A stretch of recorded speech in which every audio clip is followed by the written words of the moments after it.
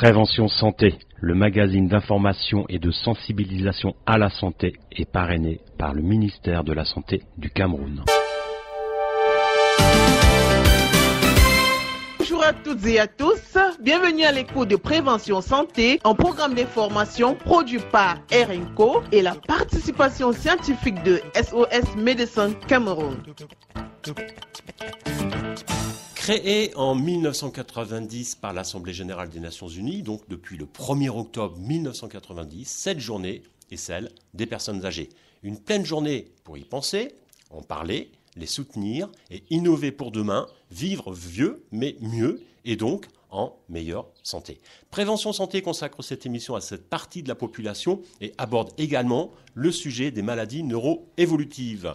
Une occasion donnée à chacun de mieux connaître ces phénomènes de dégénérescence des cellules et de donner à nos vieux l'entière place qu'ils méritent dans nos sociétés. Le continent africain, lui aussi, doit dès à présent prendre en considération le troisième âge pour que demain, les jeunes d'aujourd'hui ne subissent pas leur avancée en âge. Le vieillissement de la population est bien plus rapide que dans le passé. En 2050, 80% des personnes âgées vivront dans des pays à revenus faibles ou intermédiaires. Au cours des 3 prochaines décennies, la deuxième augmentation la plus rapide est prévue pour l'Afrique subsaharienne, où la population âgée de 65 ans ou plus pourrait passer de 32 millions en 2019 à 101 millions en 2050. Une augmentation de plus de 200%. Il est temps de se bouger. Docteur Ambolo, bonjour. Bonjour Wilson. Une question se pose. Déjà, pouvez-vous nous dire pourquoi dans le monde entier les populations vieillissent à un rythme plus rapide que par le passé? C'est vrai qu'on a constaté qu'il y a de plus en plus de personnes âgées dans le monde. Plusieurs explications à cela. On peut à un moment se dire que peut-être qu'on avait une absence, on n'avait pas assez de données statistiques qui permettaient de quantifier la population âgée il y a quelques siècles. Mais de nos jours, on pourrait par exemple se dire qu'il y a des avancées technologiques, les avancées de la médecine. Les personnes sont de plus en plus informées et sensibilisées sur les questions de santé. La prise en charge a évolué, les données, les connaissances sur la nutrition, elles aussi ont aussi évolué, et le confort en général des personnes s'est amélioré au fil des années. Donc du coup, on a eu une augmentation de cette population des personnes âgées, surtout dans les pays en développement où le confort entre guillemets tend à être de plus en plus courant. Alors on va ensemble aborder ces questions sensibles où en pleine pandémie de Covid-19, il va falloir élargir le champ de réflexion et mettre l'accent sur la prévention concernant donc le temps qui passe. Ici au Cameroun, comment prendre soin de soi au quotidien pour rester en forme déjà? C'est une question importante. Quels conseils vous pouvez donner à nos auditeurs à ce sujet? Alors là, c'est une question dont on pourrait débattre pendant plusieurs heures. Cela dit... Le problème, c'est qu'on a juste 2 minutes. Voilà, on a juste 2 minutes. Cela dit, on ne pourrait pas évoquer cette question sans parler encore de la nutrition et de l'hygiène de vie. La nutrition, à savoir une alimentation saine, équilibrée, variée, avec une tendance beaucoup plus végétarienne, avec une tendance au contrôle et à la régulation des apports caloriques. Et donc, ces simples mesures permettraient donc de réduire considérablement la survenue, sous réserve des paramètres et des données individuelles, la survenue des maladies chroniques non transmissibles, maladies cardiovasculaires qui sont en plein essor, et entre autres le diabète en plein essor dans le monde, et donc qui sont des facteurs de fragilité importants pour la population âgée. En plus de la nutrition, il y a l'hygiène de vie. On le dira jamais assez, là on tombe en plein dans le concept de vieillissement en bonne santé qui fait appel au développement et au maintien des aptitudes intrinsèque, savoir le rapport que chacun a avec le vieillissement. Si on se dit que le vieillissement est associé par exemple à une incapacité ou à une impotence ou à une réduction des capacités. Là on parle plus de handicap finalement, on parle pas de vieillissement. Pas forcément en tout cas. Oui, bon justement là, le vieillissement n'est pas un handicap et c'est donc cela qu'il faudrait intégrer parce que la composante psychologique du bien-être est assez importante chez les sujets de plus de 60 ans. Donc si on se dit qu'étant âgé, ça veut dire qu'on est plus fragile et qu'on est plus utile à la société, on aura tendance à vieillir plus lentement. Il y a des études d'ailleurs qui ont permis de mettre en évidence que les personnes qui avaient un rapport plus favorable au vieillissement et qui maintenaient un certain niveau d'activité avaient plus tendance à vieillir plus... À mieux vieillir. Voilà, on en reparlera. On en reparlera dans cette émission. Il y a ça, il y a bien sûr la protection sociale, ça bien sûr c'est la responsabilité de l'État. Il y a la protection sociale, la protection socio-économique. Donc voilà, c'est tous ces paramètres. C'est un ensemble de choses où chacun doit être responsable, à la fois les citoyens mais également l'État. La santé des citoyens est liée à la santé économique de son pays, c'est ce qu'on est en train de dire finalement. Mais comment, on va dire, la fin de son activité professionnelle peut être gérée justement pour rester en bonne santé dans cette nouvelle période de la vie ? Alors là, c'est une question éminemment intéressante. Il faudrait adapter la pratique professionnelle à l'âge. Il va sans dire qu'avec le temps, les capacités physiques, peut-être intrinsèques, quand je parle de capacités intrinsèques, c'est l'ensemble des capacités physiques et mentales qui vont peut-être s'amenuiser avec l'âge. Mais là, il faudrait adapter les personnes, les seniors ont plus à apporter.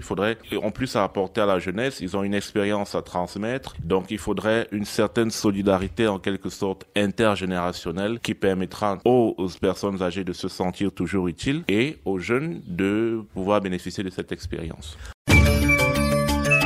On assiste de plus en plus à un phénomène nouveau sur le continent. Auparavant, les personnes âgées étaient, on va dire, considérées comme une ressource et non comme un problème. Et avec l'arrivée de plus en plus massive de la jeune population dans les grandes villes, pour des raisons évidemment économiques, les vieux se retrouvent de plus en plus seuls. Alors là, on parle surtout des milieux ruraux, où l'on sait que la solitude est aussi un phénomène aggravant de son état de santé, si déjà la personne est fragile. Alors, comment lutter ici contre l'isolement et que pourrait-on faire pour ces vieux ? On en revient encore. On en revient à l'utilisation des seniors, des personnes c'est ça, à quoi je sers dans la société. Voilà, qui ont cette expérience-là à transmettre, cette expertise à transmettre aux plus jeunes. Et donc, même s'ils ne sont pas en première ligne sur certaines activités professionnelles, ils pourraient être utiles à titre consultatif. Maintenant, cela dit, les tendances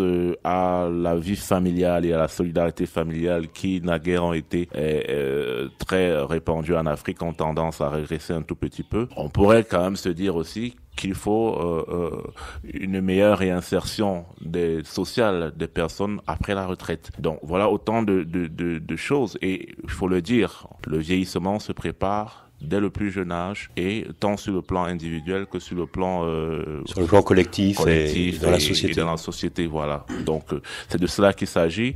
Il faut garder un niveau d'activité important, il faut garder une activité physique, il faut faire des activités qui aiguisent la motricité et qui aiguisent l'acuité intellectuelle. Prévention santé. Un programme d'information et de sensibilisation au service des populations. Nos objectifs: vous fournir une information fiable et nécessaire afin de mieux comprendre les enjeux sanitaires et leurs conséquences. Nous abordons ici les questions que vous vous posez et nous y répondons de façon concise et claire. Nous en avons parlé dans un précédent numéro de Prévention Santé et nous en reparlerons encore car les MNE, les maladies neuro-évolutives présentes sur le continent sont mal connues, mal considérées et mal soignées. C'est un fait. Alors, ces maladies touchent largement justement les personnes âgées. Docteur Ombolo, comment informer pour déjà, on va dire, éviter l'isolement, voire la discrimination de ceux qui souffrent de ces pathologies? Il faut déjà informer, et je pense que c'est ce que nous faisons déjà. On fait déjà notre part. Oui, il faut informer, il faut sensibiliser, il faut vulgariser ces concepts de maladies neuroévolutives. Alors, il faut le dire, les maladies neuroévolutives, ça regroupe un ensemble de maladies, parmi lesquelles les plus courantes sont la maladie d'Alzheimer, la chorée de Huntington et bien d'autres maladies dégénératives. Donc, il faut informer et se dire qu'en fait, on peut prévenir, on peut s'y prendre suffisamment à temps pour pouvoir limiter les dégâts, apprendre à reconnaître les signes précurseurs de ces maladies. Alors justement, docteur, ça c'est intéressant ce que vous nous dites parce que il faut anticiper, il faut réfléchir un peu à tout ça, rester on va dire vigilant. Donc quels sont les moyens d'action du secteur médical au Cameroun pour détecter et prendre en charge les MNE? À proprement parler, il n'y a pas tout à fait une politique de santé opérationnelle et clairement définie pour prévenir les MNE. Est-ce que, par exemple, son médecin traitant va pouvoir, lui, détecter des choses qui pourraient amener à une réflexion et aller un peu plus loin dans des recherches médicales, par exemple? Bien sûr. Mais là encore, il faudrait préciser que c'est la famille qui est aux premières loges dans la détection des signes précurseurs. Si vous constatez, par exemple, que votre père ou vos parents ont une perte de mémoire sur l'activité de la vie quotidienne, des difficultés à planifier ou à résoudre des problèmes, des difficultés à exécuter des tâches familières qu'ils faisaient aisément auparavant, ou même au travail, une confusion du temps et du lieu. On est lundi et puis on s'est dit qu'on est vendredi, on ne sait plus quel mois on est ni quelle année. Des difficultés à comprendre des associations entre les images.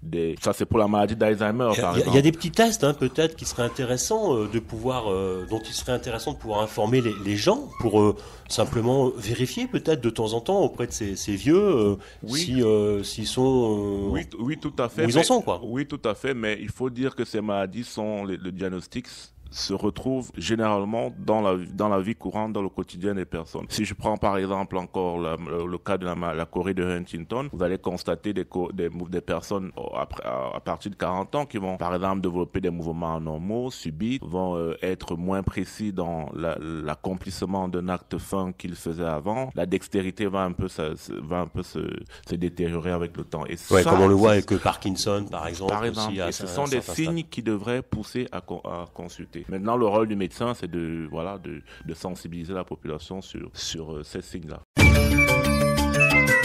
Là encore, docteur, il faut revenir sur l'alimentation et notre microbiote pour prévenir et conserver ce qui peut l'être.